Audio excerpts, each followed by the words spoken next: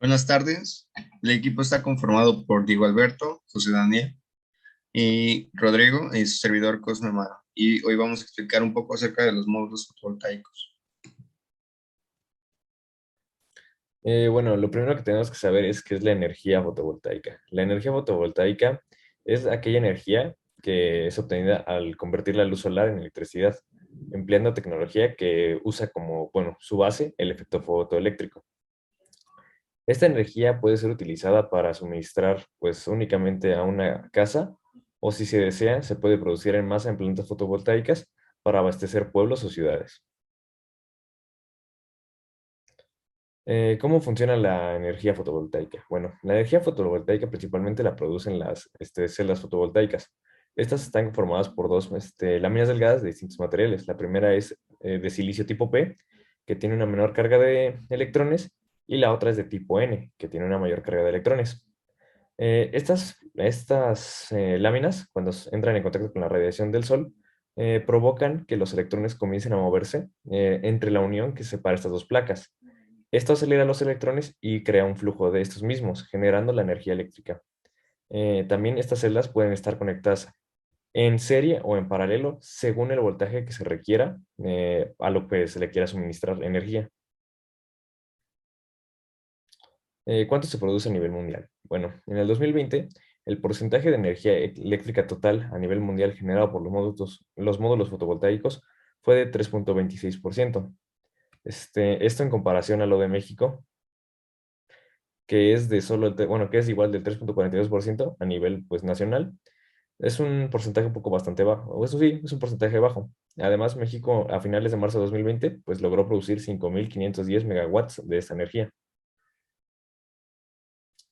Lamentablemente, pues México, a pesar de ser un país que cuenta con muchos recursos, los cuales podrían ser utilizados para producir una cantidad muy grande de este tipo de energía, realmente no los aprovechamos. Y otros países como Alemania, que es conocido como el país que menos recursos tiene, nos supera produciendo 40 veces más, bueno, sí, un porcentaje más grande que México. Debido a eso, nuestro país busca que para el año 2040, digo 2024, perdón, alcancemos un 35% de la energía producida por este tipo de celdas. Y también se espera que para el año 2030, esta energía abarque el 46% de la energía total eléctrica del país. También, bueno, los consumos, también en este proyecto investigamos, bueno, cada uno proporcionó sus datos de consumo eléctrico a nivel anual. Logramos calcular un 40% del costo, bueno, de la energía que nosotros consumimos anualmente. Y en base a esto también pudimos determinar que un módulo de 4 celdas sería suficiente para suministrar energía, bueno, el 40% de nuestra energía en nuestras casas. Y esto nos propone, bueno, este módulo tendría un costo aproximado de 55,000 pesos, el cual sería cubierto alrededor de 24 a 35 años. Esto depende del consumo de las personas, pues cada integrante tuvo uno diferente, y la persona con más consumo era la que en menor tiempo iba a recuperar su inversión de las celdas fotovoltaicas.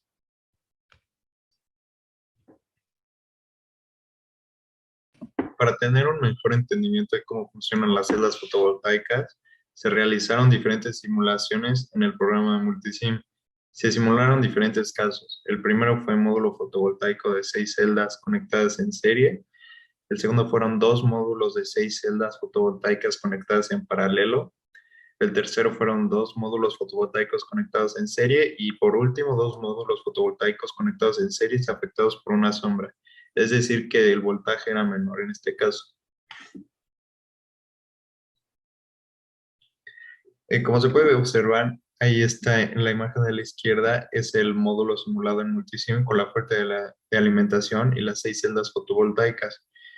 Y la gráfica de la derecha es el comportamiento de la corriente versus voltaje y potencia versus voltaje. Se puede observar que la corriente se mantiene constante y que la potencia sube y luego baja al final. Lo mismo sucede con un circuito conectado en paralelo. La corriente se mantiene constante, solo que esta fue mayor y la potencia sube y baja. Lo mismo con el módulo, los dos módulos fotovoltaicos conectados en serie. la corriente ya es menor porque estamos conectados en serie y la potencia sube y baja. Y lo mismo con el módulo en serie con una sombra, solo que en este los valores son menor ya que dependen del voltaje. Y para poder realizar una interpretación del qué significan estos resultados, se realizó una comparativa. Primero se compararon los dos módulos fotovoltaicos en serie, uno con sombra y el otro sin sombra, y se puede observar que el patrón de la corriente fue idéntico, solo que el de sombra tuvo unos valores menores, ya que esto sucede porque en circuitos en serie la corriente se mantiene igual para todo el circuito, solo que esta depende del voltaje, y entre menor sea el voltaje, menor será la corriente. Y aquí se graficaron todos los módulos. Como se puede observar, no hubo diferencia alguna entre un módulo en serie y dos módulos en serie. Esto se debe a lo que me acabo de mencionar, de que el voltaje fue el mismo y la corriente será la misma dependiendo del voltaje. Y se puede observar que el circuito, los dos módulos de paralelo tuvieron una mayor corriente. ¿Esto por qué se debe? Bueno, en cambio de que en serie la corriente es la misma, en paralelo no. En paralelo el voltaje es el mismo, pero las intensidades se suman. Y justo fue el doble. Aquí fue punto uno y en paralelo fue punto 2. Y el que menor tuvo fue el que tenía una sombra, ya que tenía un menor voltaje. Y bueno, para la parte experimental, ¿cómo se obtienen estos datos a partir de un circuito experimental? Bueno, principalmente la herramienta que utilizamos para medir esa corriente o voltaje es un multímetro, ya que en este trae integrado tanto amperímetro como voltímetro. Y bueno, finalmente para poder medir ya sea corriente o voltaje se conecta en el circuito ya sea en serie o en paralelo según lo que se quiera medir. Para la parte experimental, nosotros para tener claro las conexiones que se deben hacer, primero lo realizamos en Tinkercad, un circuito básico. Aquí, por ejemplo, el primero es un módulo solar conectado en serie al circuito junto a la resistencia variable. Y bueno, aquí con sus respectivos voltímetros y amperímetros. Y en el segundo circuito, aquí sería los paneles, estos en serie, conectados con los amperímetros y el voltímetro. Y por ejemplo, en este caso se observa que el voltaje, al ser un circuito conectado en serie, el voltaje es el doble y la corriente pues es la misma.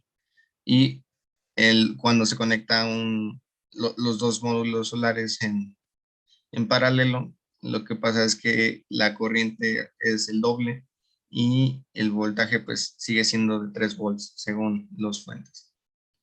Y bueno, para la parte experimental nosotros utilizamos una protoboard, dos multímetros, caimanes, jumpers y dos paneles solares comprados en estéreo y un potenciómetro.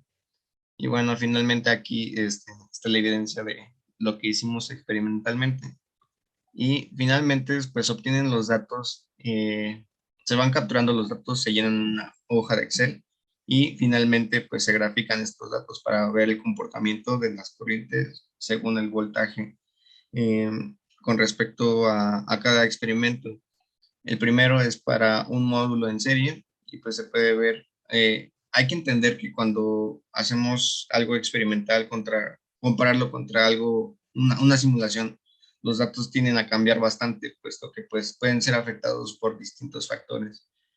Y bueno, por ejemplo, podemos ver en la primera gráfica que nos dio que los datos se comportan algo extraños, puesto que la corriente al inicio es muy fuerte y baja de tope hasta llegar lentamente hasta cero.